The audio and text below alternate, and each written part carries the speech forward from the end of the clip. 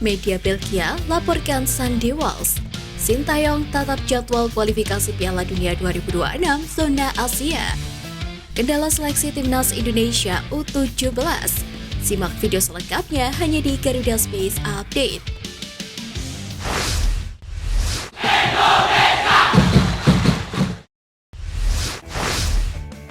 PSSI sejatinya sudah memiliki kerangka tim menuju Piala Dunia U17 2023. Mayoritas pemain yang dipanggil ke Jakarta merupakan alumni Timnas U16 saat juara Piala AFF U16 2022 di Jakarta. Namun PSSI tetap menggelar seleksi di berbagai provinsi untuk diuji dengan Arkan Kakak dan kawan-kawan.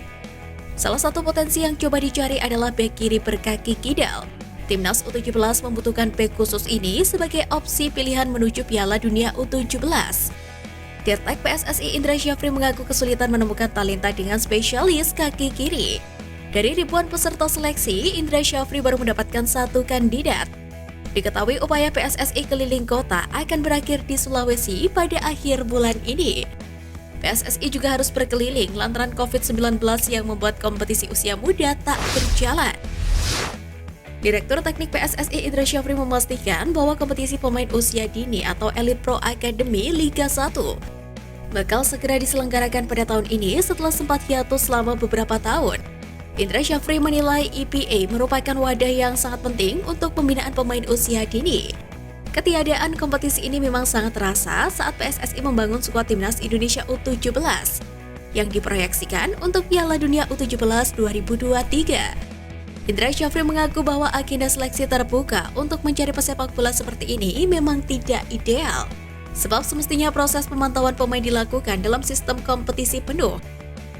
Sebagai informasi, terakhir kali EPA di Liga 1 digelar dengan sistem tersebut ialah pada 2019. Sedangkan untuk edisi 2022, penyelenggaraannya terhitung singkat karena tak sampai 2 bulan. Drawing kualifikasi Piala Dunia 2026 zona Asia sesuai jadwal akan digelar di markas AFC di Kuala Lumpur, Malaysia, tepatnya pada Kamis 27 Juli mendatang. Timnas Indonesia juga harus memulai dari putaran pertama kualifikasi Piala Dunia 2026 karena menempati ranking 150 FIFA. Di babak ini, skuad asuhan Sintayong juga bakal bertemu dengan 9 negara yang notabene di bawah skuad Garuda. Mengutip dari laporan Twitter @FootyRankings, 9 negara tersebut adalah Macau, Mongolia, Bhutan, Laos, Bangladesh, Brunei Darussalam, Timor Leste, Pakistan, dan Guam. Nantinya babak pertama kualifikasi Piala Dunia 2026 ini bakal digelar pada tanggal 12 hingga 17 Oktober mendatang dengan sistem 2 leg. Negara yang lolos ke putaran kedua akan menempati pot 4. Sedangkan putaran kedua kualifikasi Piala Dunia 2026 sendiri akan menggunakan sistem round robin dengan kandang tandang dari November 2023 hingga Juni 2024 mendatang.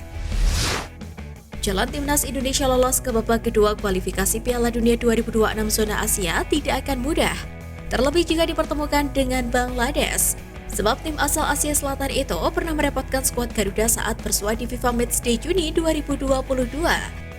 Bermain di Stadion Gelora Bandung Lautan Api, Timnas Indonesia ditahan imbang dengan skor 0-0.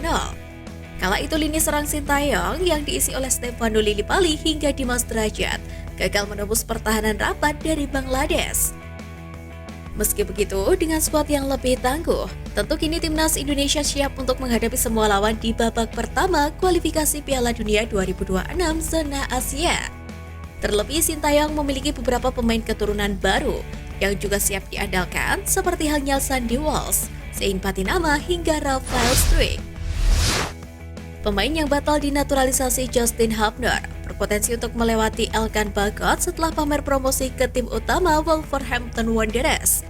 Hal itu diketahui melalui unggahan akun Instagram pribadi dari sang pemain jelang laga pramusim menghadapi klub Portugal yakni Porto FC. Meski begitu, belum ada kepastian terkait keputusan Justin Hubner dimainkan oleh pelatih Julen Lopetegui untuk memperkuat skuad utama Wolves.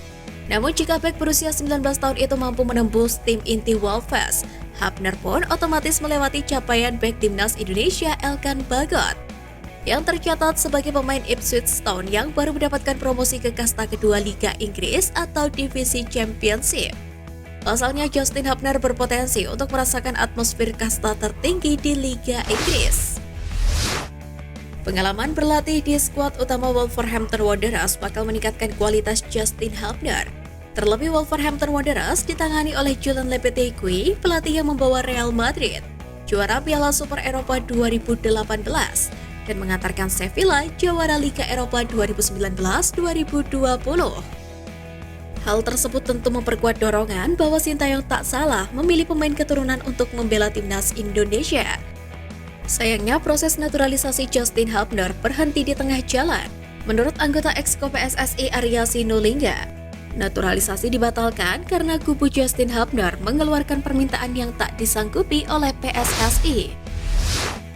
Rekor menakjubkan berhasil ditorehkan oleh bek timnas Indonesia Jordi Amat usai membawa Johor Darul Takzim meraih gelar juara Piala FA Malaysia 2023. Pertama, bek tengah timnas Indonesia itu selalu tampil dalam 4 laga di Piala FA Malaysia 2023 yang telah dijalani JDT pada musim ini.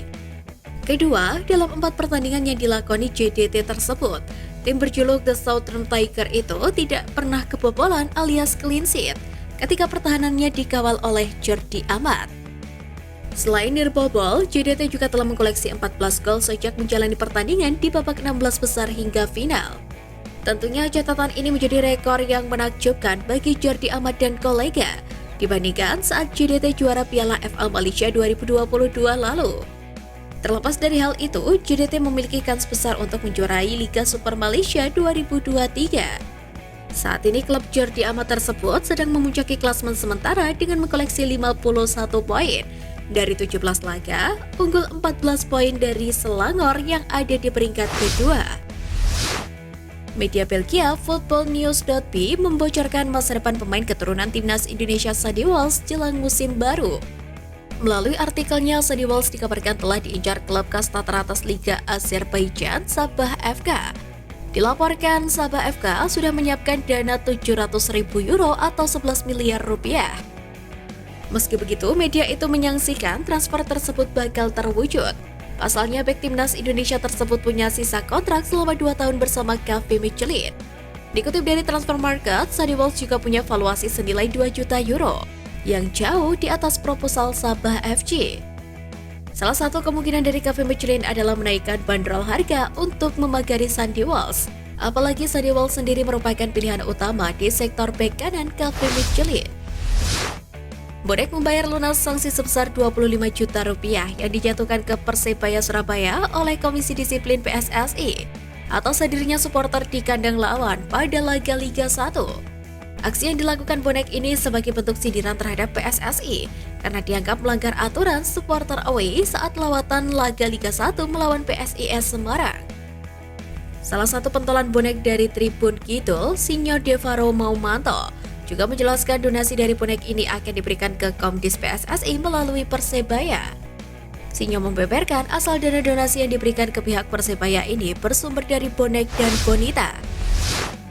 Sekian Flash News kali ini Sobat Garuda, mari terus dukung perjuangan timnas Indonesia. Nantikan Flash News Edition dari Garuda Space selanjutnya. Terima kasih dan salam olahraga.